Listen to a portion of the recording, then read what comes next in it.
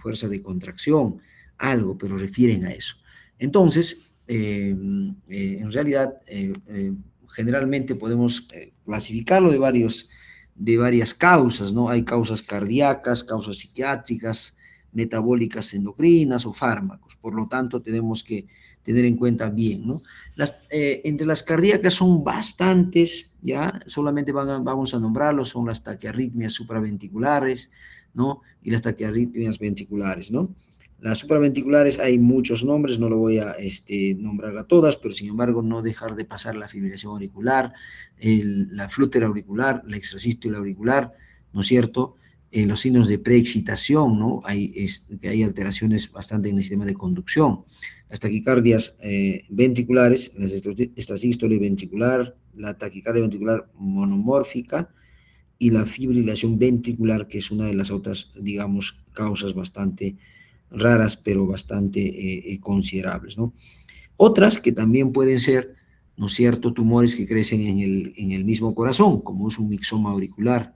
Estas van a generar también alteración en la dinámica del corazón, por lo tanto van a alterar la contractibilidad y eso hace que el corazón empiece a contraerse mucho más frecuente, ¿no? El prolapso de la válvula mitral, ¿no? Eso también hace que haya aumento de las frecuencias. Las enfermedades valvulares y la hipotensión ortostática, como habrán visto ustedes, que generalmente se presentan enfermedades degenerativas, también van a ser en respuesta a esa hipotensión que la frecuencia cardíaca incremente, ¿no? Las otras puede ser, por ejemplo, en las causas psiquiátricas, el trastorno del pánico, la ansiedad, la somatización, angustia y depresión. Todas estas respondiendo a un fenómeno neuropsicológico, ¿no? En respuesta al estrés, en respuesta a los procesos simpático-miméticos. Causa endocrina metabólica, tenemos en estos muchos, la tirotoxicosis, freocomocitoma, la fiebre prolongada, ¿no? La anemia, embarazo, perimenopausia, la hipoglicemia, ejercicio muy intenso, estrés crónico, todos ellos también pueden generarte las palpitaciones o aumento de la frecuencia. ¿No es cierto? Fármacos, hay que tener en cuenta mucho de estos de acá, ¿no? Los beta-adrenérgicos, los simpático-miméticos, la teofilina, cafeína, nicotina, anfetaminas, cocaína, y cuando tú das a un pacientito beta bloqueantes, cuando estás dando y suprimes de manera, no ves que el paciente está, digamos, disminuyendo la acción de los, digamos, de los simpático-miméticos y a una supresión brusca, este pacientito hace de que haya mayor posibilidad de taquicardia. Vasodilatadores anticolinérgicos, ¿ya? Igual nos van a dar esto. En pacientes que se dan tratamiento también en la presión arterial con beta bloqueantes, cuando suprime de manera rápida, puede generarte este tipo de situaciones. Cuestionario que se tiene que tener en cuenta con un paciente con palpitaciones, ¿ya? ¿Cómo se presenta? ¿Cómo son las palpitaciones? ¿Son rápidas, lentas, regulares, irregulares? Eso se tiene que preguntar, porque va en relación de que todo, las rápidas son generalmente que tienen que ver con cuestiones cardíacas, ¿no? Si son regulares también, vamos a ver que si esto tiene que ver mucho con una fibrilación auricular. Si son irregulares también vamos a ver si, digamos, irregulares con fibrilación auricular, o las regulares tienen que ver mucho con alguna ya posibilidad de ser mucho más una alteración a nivel nodos del sistema de conducción, ¿no? Y también preguntar si es de comienzo abrupto y comienzo paulatino. El comienzo abrupto es generalmente cardíaco. Cuando es comienzo paulatino, etcétera, puede responderse a un tema, pues, de psicógeno, ¿no? A una situación mucho más sistema neuroendocrino. Si es terminación abrupta también, termina de manera, ¿no? Puede darse, pues, en situaciones como, digamos, corazón, ¿no? Básicamente, las palpitaciones de origen del corazón y terminación paulatina se puede ver también, así como empezó paulatinamente, terminación paulatina se da en cuestiones psicógenas. Si hay agregados, ¿no? Síntomas agregados, por ejemplo, la frecuencia de episodio, aliviantes, agravantes, comorbilidades, es importante que preguntemos, ¿ya? Acá vamos a hablar un poco de algunas, el enfoque semiológico de algunas disritmias, ¿no? Por ahí les decía también al grupo de rotación que es no decirles arritmias, porque hay sin ritmo y por lo que quieras tú, todos tenemos ritmo, bailes mal o bien. Igual el corazón no es que no tenga ritmo, sí tiene ritmo, pero puede ser irregular, puede ser, ¿no?, alternado, etcétera, y por lo tanto es mejor llamarlos como disritmias, disritmias. Por lo tanto, la fibrilación auricular es una de las causas más frecuentes. Hablamos cuando era de comienzo brusco, paulatino, también hay fibrilación auricular que son, digamos, paroxísticas, aquellos que duran menos de 7 días, y la fibrilación auricular que son más permanentes, que pueden durar más de 7 días. Eso es importante, ¿ya? Acá tenemos bueno, un dibujo que si se podría ver, tal vez no está visto bien, pero es una forma de verlo acá. Los que nos gusta el fútbol es que como acá teníamos varios focos, ¿no?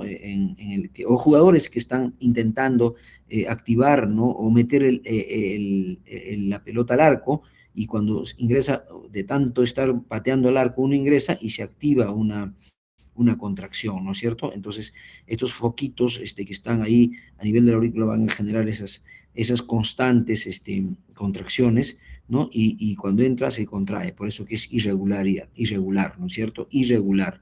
Por lo tanto, esto puede ser de inicio súbito o gradual, decíamos que puede ser pues prolongado o paroxístico, la frecuencia siempre está de 100 a 220, y cuando esto es bueno decir qué son las respuestas a maniobras vagales, ¿no es cierto? Al manejo o a la frotación o a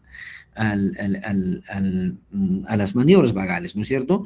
Sí pueden disminuir transitoriamente, pero no necesariamente. Los síntomas asociados es un pulso de más o menos deficitario y irregular, puede haber, digamos, pulso incluso bastante diferente con la frecuencia cardíaca, pero en realidad puede tener bradicardias, ¿no? O pulso deficitario. El flúter auricular es al revés, ¿no? En la cual ahí ya no hablamos de es una alteración que se da a nivel ya de los nodos auriculoventriculares, ¿no es cierto? Y en la cual este flúter ya es mucho más, digamos, regular, ¿no es cierto? Regular, el inicio es siempre súbito, la frecuencia va a aparecer como similar a la fibrilación auricular, y la interrupción es súbita cuando tú haces el masaje. Sí puedes revertirlo con un masaje o con las maniobras vagales. ¿Qué síntomas asociados? Puede haber fatiga y pulso regular, ¿no? Eso es importante.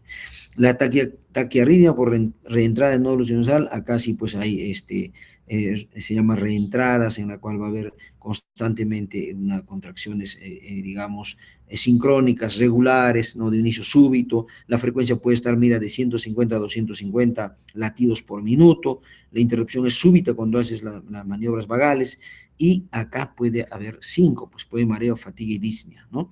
La taquicardia ventricular es mucho más, digamos, también regular, pero en este caso es cuando tenemos acá contracturas a nivel justamente ya más ventriculares, y puede haber, digamos, digamos, dificultad para poder evacuar la sangre, y ahí, digamos, va a tener más o menos, va a ser también súbito, y va a haber una frecuencia mayor de 200. No va a responder a las maniobras vagales, sí responde, pero acá los síntomas asociados va a ser mucho más. Como ustedes saben, si hay la sangre, no va a pasar hacia la aorta generalmente, y va a haber, digamos, una éstasis sanguínea hacia las venas, y eso va a producir, no, también síncope, va a producir por trombosis, pues a nivel tromboembolismo pulmonar, etcétera, ¿no? Porque estamos hablando de ventrículos y aumenta hacia la arteria, digamos, retorno hacia el pulmón. Es importante saber acá, entonces, ¿qué son las maniobras vagales, no?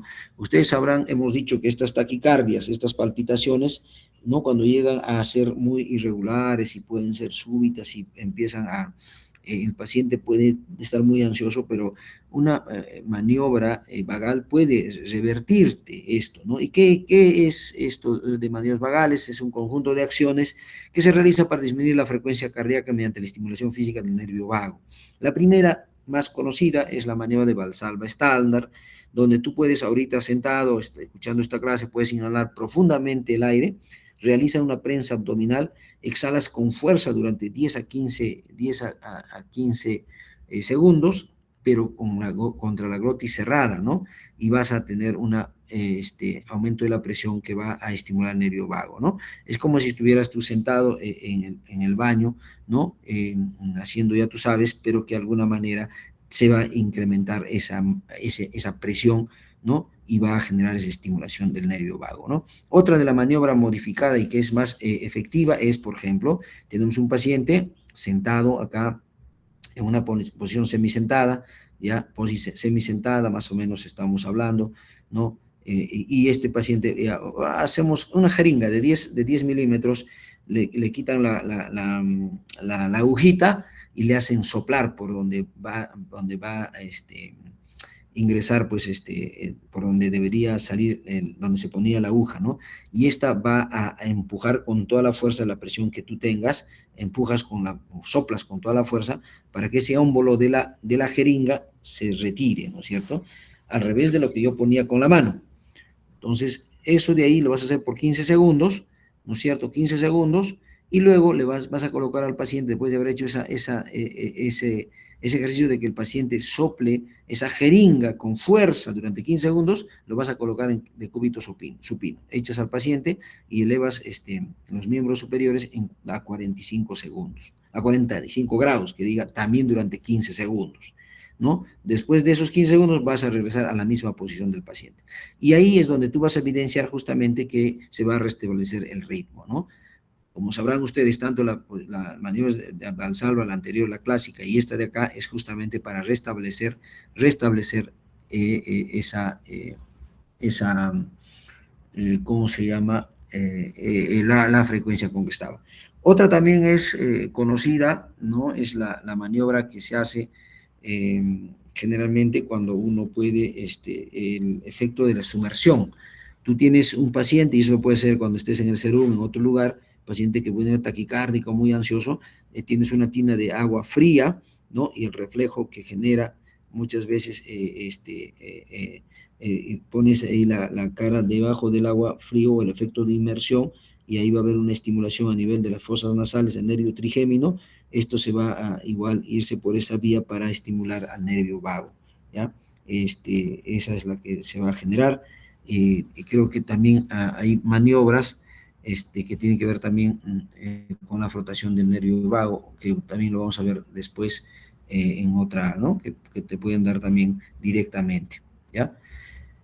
Muy bien, esas son las más clásicas. En cuanto a la palpitación, lo que podemos hablar, y nos pasamos a hablar sobre edema, ¿ya?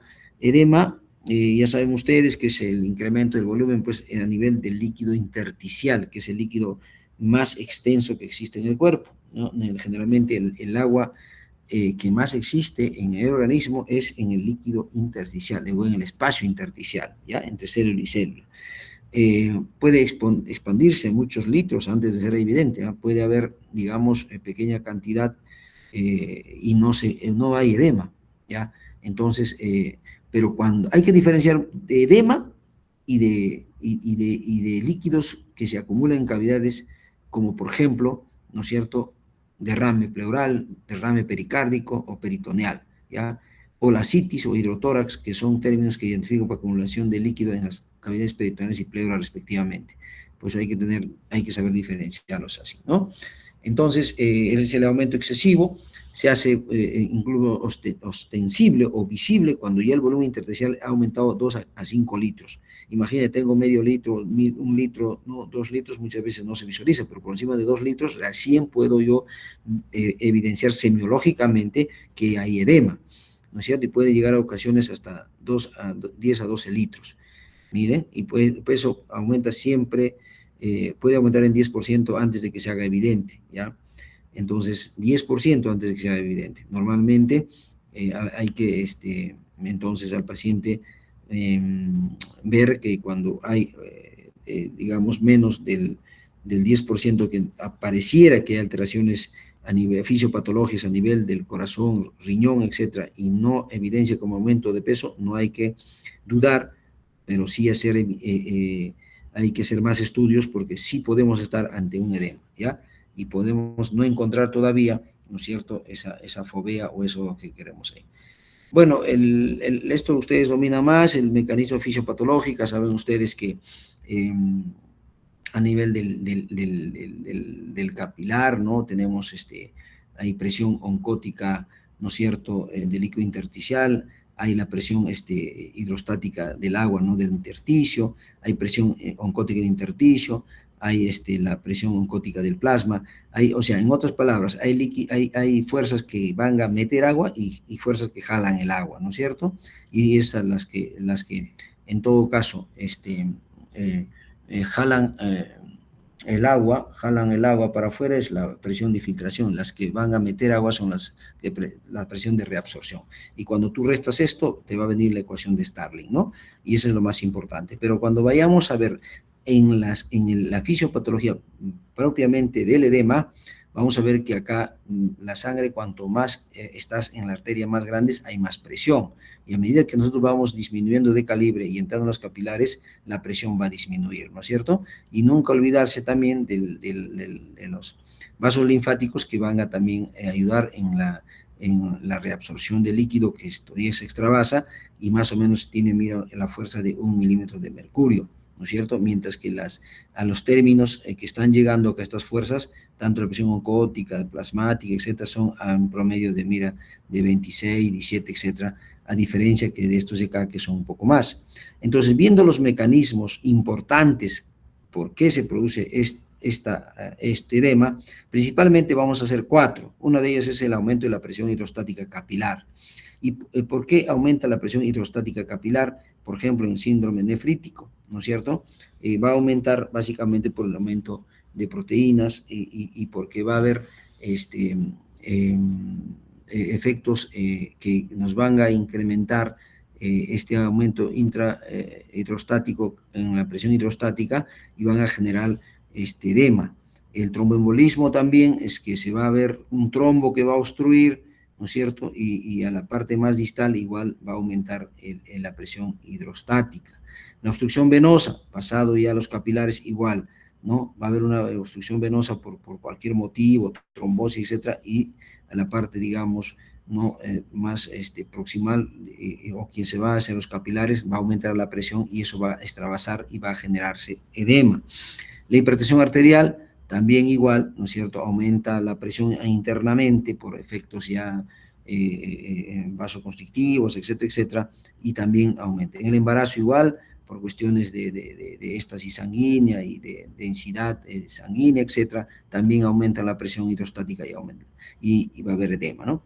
Disminución de la presión oncótica, a diferencia del síndrome nefrítico, acá el nefrótico pierde albúmina, ¿no es cierto? En la hepatopatía por problemas, digamos, igual la alteración en la producción de la albúmina, disminuye nuestra proteína, la malnutrición por no ingesta adecuada de proteínas o el síndrome de mala absorción generan en forma general de que haya disminución de las proteínas, por lo tanto disminución de la presión oncótica y producen edema, ¿no?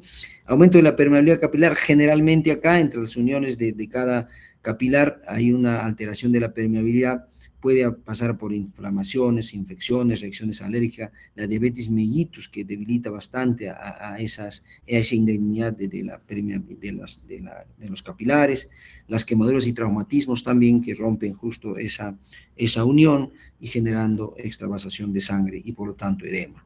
Y por último, las obstrucciones linfáticas que generalmente se van a dar por adenopatías asociadas a neoplasias o la filariasis, que es una infección por una tenia pequeñita que ingresa al organismo y puede obstruir, ¿no?, los capilares, ¿no? Y las quirúrgicas que por ahí, por errores iatrogénicas en las cirugías, te llevas un conducto linfático y luego se obstruye, pues, ¿no? Y produce esto, ¿no? Miren, a ver, este es un resumen tal vez de todo lo que se puede ver en las varias formas de cómo se puede presentar el edema, al final cómo inicia, ¿no es cierto? Por ejemplo, con la insuficiencia cardíaca, viendo nada más, mira cómo va a aumentar acá, va a haber presión venosa central aumentada en la aurícula derecha principalmente, y esta insuficiencia porque hay retorno, pues, ¿no? Venoso y eso hace de que aumente esta presión venosa central, esto aumenta la presión capilar, hay trasudación, y esa trasudación aumenta el volumen intersticial, esa trasudación también disminuye el volumen plasmático, y cuando hay disminución del volumen plasmático hay vasoconstricción renal, y este péptido natriurético auricular se va a disminuir, y eso va a retener pues a una sensación de que falta agua y retiene, ¿no? El riñón retiene sodio y potasio, ¿no es cierto? Y esto, cuando hay disminución del volumen plasmático, hay vasoconstricción renal y hay disminución del filtrado, ¿no es cierto? Del filtrado, del flujo sanguíneo renal, ¿no? Y por lo tanto aumenta la fracción de filtración. Todo esto aumenta la retención de sodio, agua, aumento del volumen plasmático y trasudación, y llega al edema. Pero cuando hablamos de cirrosis hepática tiene que ver mucho, como les decía, por el tema de la hipolipeminemia, como el síndrome nefrótico igual, ¿no? Y por esto de la disminución de la presión oncótica y la citis, que es una acumulación de líquido en las cavidades, ¿no es cierto? Y va a haber obstrucción venosa, disminución del volumen sanguíneo, acá el volumen la disminución del volumen minuto, ¿no es cierto? Y eso, disminución del volumen arterial efectivo, eso, aumento de la hormona antidiurética, actividad simpática, angiotensina, renina, aldosterona aumentada y reabsorción de sodio en el túbulo proximal, y todo eso van a hacer que haya retención distal de agua, ¿no? Al final llegan a esto que generan a la larga edema por varios mecanismos. Cuando hay edema simétrico, y edema regional unilateral asimétrico, ¿no? Cuando es simétrico, vamos a pensar dos, que puede ser una generalizado o solamente en extremidades inferiores. Cuando hablamos de generalizado, vamos a pensar siempre en enfermedades, enfermedades que afectan pues a todo el organismo, ¿no? Que tienen que repercutir con insuficiencia cardíaca, enfermedad renal, síndrome nefrótico, insuficiencia hepática, y desnutrición, el cuachorco básicamente. Cuando hablamos de edema bilateral simétrico, también se va a dar en síndrome de mala absorción, preeclampsia, embarazo y algunos fármacos, ¿no? Y también en mixedemas, en linfedema primario, ¿ya? Y linfedemas en forma general, lipedema, aumento, por ejemplo, ¿no? del tejido celular subcutáneo, ¿no? Que se incrementa, pero por cuestiones de acumulación acá a nivel del intersticio, ¿no? Y eso de manera general. Y a predominio de miembros inferiores, ¿ya? En cambio, cuando hay una edema más regional, unilateral y asimétrico, se va a dar en insuficiencias venosas, obstrucción venosas, y en la infección que dije de la tenia pequeña, está la filariasis, o alguna infección o quemadura, o porque no se inmovilizó ese cuerpo, se puso yeso, etcétera, ¿no? Entonces ahí vamos a tener pues un edema asimétrico, ¿no? Hemos hablado de estos factores de ley de Starling, ¿no? Y por qué se da esto de acá, ¿no? Y acá vemos una evidencia de cómo es un edema inflamatorio, ¿no? Generalmente por una reacción alérgica. Una reacción alérgica, como se puede ver, ¿no? De que aumenta la permeabilidad capilar y nos presenta ese edema. Este de acá es un angioedema o edema angioneurótico, se dice, en que los pacientes pueden llegar incluso a morir, ¿no? Porque ahí se edematiza la glotis después de un proceso alérgico, ¿no? Y puede llegar incluso el paciente a que se edematice la glotis, y esto puede necesitar justamente una intubación porque el paciente puede llegar a la asfixia, ¿ya? Por ejemplo, de afecciones articulares que pueden darse hasta con derrame articular, unos edemas localizados, generalmente inflamatorios también por efectos reumáticos, ¿ya? Edema generalizado es esta de acá, por ejemplo, una anasarca, ¿no? Que se acompaña aparte de líquidos ascíticos o aumento de líquidos a nivel de las serosas, ¿ya? Es importante esto. También acá otra imagen, una insuficiencia crónica cardíaca congestiva, que puede haber alguna enfermedad perdedora de sal, y que también nos puede generar hipertensión portal y por lo tanto ascitis y también edema a nivel de pared, ¿no es cierto? Bueno, esto de acá casi se repite, ¿no? Entonces, lo que hay que tener en cuenta en edema es básicamente antecedentes. Preguntar por patología de interés, ¿no es cierto? Si el paciente se cansa, yendo a que puede tener un problema cardíaco, renal, preguntar si consume fármacos, una evaluación nutricional, ¿no es cierto? Si tiene cuachorco, una nutrición proteica, desnutrición proteica, procesos patológicos recientes, si ha tenido infección, ha tenido alergias, etcétera, ¿no? Y como les he dicho, si hay aumento de peso. Hemos dicho que más o menos ya cuando aumenta más del 10% recién puede haber evidencias, pero uno tiene que preguntar si ha aumentado de peso, pues por lo menos 2, 3 kilos o 7 kilos, etcétera, y cómo se forma, cómo es el inicio, dónde se lo conoce inicialmente, si es asimétrico, generalizado, el ritmo horario en la mañana, en la tarde, amaneces con eso, porque depende de eso también para saber si es de origen cardíaco, origen renal, si hay asociados síntomas cardíacos, disnea, ortopnea, no es cierto, hay fatiga, si hay expectoración, sibilancias, para ver si de todas maneras es de origen hepático, gastrointestinal, ¿no? Etcétera, que pueden generarnos esto. Por ejemplo, acá tenemos un edema varicoso, ¿ya? Por problemas de trombosis a nivel de miembros inferiores, ¿no? Generalmente puede ser localizado, cambio de una coloración por la éstasis sanguínea que hay, y además también va a haber extravasación y edema, ¿ya? La intensidad. Acá ustedes saben que el signo de fovea o Godet, ¿no es cierto?, va 1/4. 1/4. Eso es lo que tenemos que poner siempre en las historias clínicas. 1 es ligera, sin distorsión visible, desaparece con rapidez, o sea, es rápido el tiempo. 2 cruces puedes poner cuando es más profunda, pero continúa sin haber distorsión y desaparece a los 10 a 15 segundos. ¿Ya? La 3/4 es llamativamente más profunda, distorsión y tumefacción de la zona, desaparece en 1 minuto. El 4/4 ya es profunda, zona distorsionada gravemente y desaparece en 5 minutos, ¿ya? Elementos que hay que tener en cuenta: distribución, consistencia, coloración, temperatura, sí, pues es importante. Y también, si hay eso de las cruces, también hay grados, ¿no? Grado 1 es cuando hay leve depresión sin distorsión posible en el contorno y desaparece casi instantánea, lo que hemos visto en antes, pero acá ya dando la depresión. En grado 2 hay una depresión de 4 milímetros y desaparece a los 15 segundos. Se dan cuenta, depresiones de 6 milímetros y recuperación de la forma en 1 minuto. La otra, ¿se acuerdan? Que la 4 es la depresión llega a 1 centímetro, con persistencia incluso hasta los 5 minutos, ¿no? Los simétricos, habíamos dicho que puede ser de origen neurótico, ¿no? En aquellos por reacciones alérgicas graves, puede ser cíclicos, cardíaco, renal, hepático, desnutrición no proteica, insuficiencia venosa crónica, pero las asimétricas puede ser con trombosis venosa profunda, linfedema, no polinflamatorios, traumatismos, vasculitis y distrofia simpática refleja. Edema generalizada por insuficiencia cardíaca, pues disfunción sistólica o diastólica, y los síntomas que además se van a agregar al edema, pues disnea, edemas, ingurgitación, hepatomegalia, citis y cianosis. Anasarca es cuando hay un edema generalizado y se va a ver pues en forma general en todo el cuerpo, ¿no? La infiltración mixemedatosa en hipotiroidismo es importante referirnos, que básicamente va a ser a nivel de la cara, ¿no es cierto?, y que puede también ver la piel y el tipo de aspecto del piel de naranja, ¿ya? Que hay que recordar.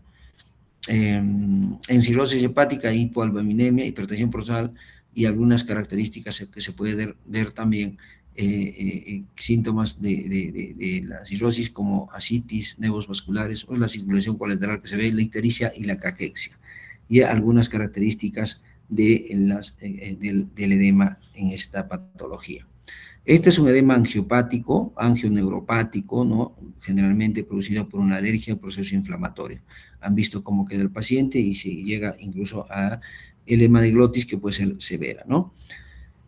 A ver, acá tenemos unas características cuando se presenta más un edema cardíaco, un edema renal, y qué pruebas hay que seguir, que ya después seguramente lo van a detallar más en medicina interna, pero entender de que generalmente tanto edema cardíaco como renal siempre hay que diferenciarlo, ¿no? Porque el edema cardíaco generalmente tiene que ver mucho con ortopnea e ingurgitación yugular, hay tercer soplos, ¿no? Y hay algunas, digamos, signos asociados, ¿no? El edema, en cambio, hay disminución de la frecuencia en la micción, hay nicturia y generalmente hipertensión arterial, y así con el resto, ¿ya?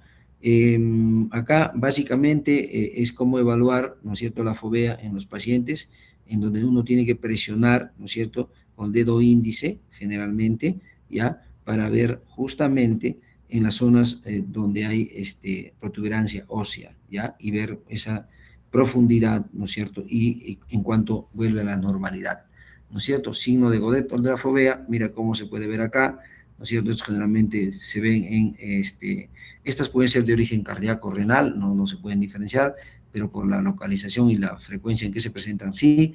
Acá angiopática o alérgica, esta pues una citis y una cuestión hepática, y esta puede ser una filariasis o un problema de infección, ¿ya?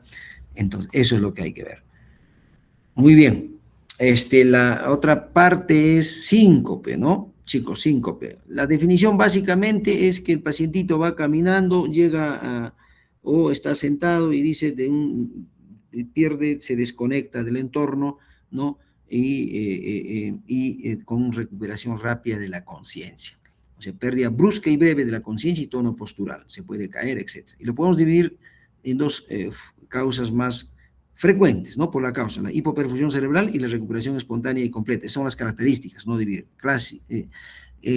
Tiene dos características importantes, la hipoperfusión cerebral y la recuperación espontánea y completa, para diferenciarnos de las crisis epilépticas, donde sí hay trastorno neurológico, ya, básicamente.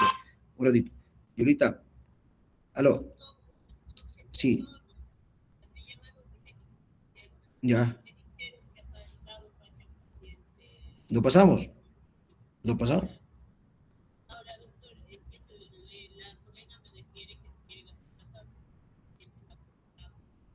Claro, está mal, pues, por eso. Voy a ir a evaluarlo. En antes, sí, pero tenía que pasar otro paciente y esa había dejado indicado el doctor. Ujú. Claro, no, no, no, al contrario, pues. En antes, si estaba en condiciones, ahora tiene que pasarlo a UCI, no sean vivos, pues, ¿ya? Sí, sí. No, no, sí, está bien, yo voy a ir si no, ¿ya? En todo caso, dígale que el doctor no, él antes lo ha visto y ahora está en otras condiciones, se ha vuelto a ver, dice. Yo termino y bajo, por favor, ¿ya? Termino y bajo, termino y bajo, Yulita, ¿ya? Ya, por favor. Chicos, ya, entonces, esas son las características. Y lo que hay que tener en cuenta acá, qué es la presión arterial, ¿no es cierto, chicos? ¿No? Que es gasto cardíaco por la resistencia vascular periférica. Eso es importante, ¿ya? ¿Se dan cuenta? La fisiopatología de eso. Entonces, qué es, qué pasa con el síncope? El síncope se da cuando hay disminución del gasto cardíaco o disminución de la resistencia periférica. Esas dos son importantes en el mecanismo de cómo se va a presentar el síncope. Y se clasifica de origen cardiogénico y no cardiogénico. El cardiogénico puede ser por cuestiones mecánicas, estructuralmente, que lo que tiene que ver en el corazón, estenosis aórtica, miocardiopatías hipertróficas, ¿no es cierto? Insuficiencia o infarto miocardio agudo, angina de pecho, taponamiento cardíaco, y las eléctricas, que tienen que ver mucho con esa disminución justamente de la conducción, que van a llevar a bradiarritmias o taquiarritmias. Y los no cardiogénicos, que tienen que ver con los reflejos, reflejo bajo vasovagal, reflejo tusígeno, síndrome del seno carotidio, y los no reflejos, que puede ser la hipotensión ortostática, fármacos, ¿no? Puede ser de origen neurológico y metabólicos. Hay una causa más frecuente que es desconocida, ¿ya? La tríada importante de un síncope cardiogénico es síncope de esfuerzo, angina y disnea, ¿ya? Y generalmente precedido por palpitaciones, dolor torácico y este es un clásico signo de estenosis aórtica que te va a dar esta triada. De estenosis aórtica te da esta triadita que es importante tomarlo en cuenta. El síndrome síncope ortostático se puede dar por varias razones: fármacos, diuréticos, vasodilatadores, beta bloqueadores, y cuando hay disminución del volumen, hemos dicho, deshidratación, hemorragia digestiva, ¿no? En los pacientitos pequeños, en ancianos se puede ver esto, y el fallo autonómico, que se puede dar por la alteración ya de la microvasculatura o los filamentos pequeños que se alteran a nivel de la enfermedad de la diabetes, o en el Parkinson, que es esta alteración de las disautonomías. El síncope vasovagal es una de las segunda causa en importancia de todos los síncopes, ¿ya? Y se da por miedo o situaciones emocionales en respuesta al dolor y en respuesta a algunas cuestiones situacionales. Se habla de un presíncope, que es una lipotimia, sensación inminente de síncope, donde puede haber náuseas, cefalea, sudoración y trastornos visuales, ¿ya? Esa es la famosa lipotimia o llamada presíncope. Chicos, para terminar, la cianosis. La cianosis lo han estudiado bastante ustedes, creo que en la primera clase, y acá tiene que ver la correlación azulada de piel y mucosas por trastorno de oxigenación. Básicamente porque la desoxihemoglobina aumenta de 5 miligramos, 5 gramos por decilitro. Hoy el paciente está desaturando menor de 85%, ¿no? Puede ser una central, donde pues acá en la sangre va a haber básicamente una disminución de la saturación, pues, ¿no? A nivel de la sangre arterial y sangre venosa, puede haber una cianosis generalizada, va a haber una alteración de la función pulmonar, alteración de la función pulmonar por varias causas, ¿no es cierto? Puede haber disfunción porque tenga el paciente un EPOC, un EPIT, etcétera, ¿no? Y estructuralmente está mal este órgano y por lo tanto va a haber este problema del aumento de la desoxihemoglobina o las anormalidades de la hemoglobina. Como saben ustedes, la hemoglobina puede tener problemas congénitos, por algo se dice, pues, y hay la historia de que estas alteraciones de la hemoglobina congénitas se daban justamente en la historia, por qué en los morenitos, con todo respeto, no podían estar en las minas, ¿no? Anteriormente, porque en la altura ellos tenían este tipo de problema, ¿no? Las talasemias y otras enfermedades en la cual se deformaba, la deformidad de estas hemoglobinas generaban que aumente esa desoxihemoglobina y tengan problemas. Las cardiopatías congénitas igual, niños azules, etcétera, que nos van a generar esto. Esa es de origen central. La cianosis periférica es básicamente en que se va a dar a nivel de la sangre venosa y hay una cianosis generalizada y cianosis localizada. Ambas generalmente, ¿no? A diferencia de la cianosis central que es generalizada, ¿no? Y la alteración cardiovascular concomitante, ¿no es cierto? Ahí han visto ustedes que hay una cianosis básicamente, la otra es central, ¿no es cierto? Carita, labios, ¿no? Lengua, y acá va a ser más de pie, manos, y generalmente de la región distal. Cianosis, ahora para diferenciarlo, la cianosis discentral, mira, a ver, acropaquias, ¿ya? Y no se atenúa con elevación del miembro, no desaparece con el aumento de la temperatura, no se modifica por acción de la gravedad. En cambio, la cianosis periférica puede tener, ¿no es cierto?, una irritación yugular cuando se habla de la insuficiencia cardíaca derecha y el edema más es en predominio de miembros inferiores y puede haber, ¿no?, en este caso, hepatomegalia, esplenomegalia, disnea y signos de shock muchas veces. Y algunas artropatías obstructivas propias, por ejemplo, que puede ser de un solo dedo, ¿no?, por una alteración de las plaquitas o tenga un problema de obstrucción de las arterias distales, ¿no es cierto? Cianosis, lo que sea, dolor y pulso disminuido. Muy bien, chicos, esa sería de parte mía. Si tuvieran alguna pregunta, por favor, te estaría llano para contestar. No sé si se me ha entendido. Creo que a medida que tengamos pacientes y se pueda esto entender mejor en la práctica, bueno, aunque ustedes, es un repaso en forma general que se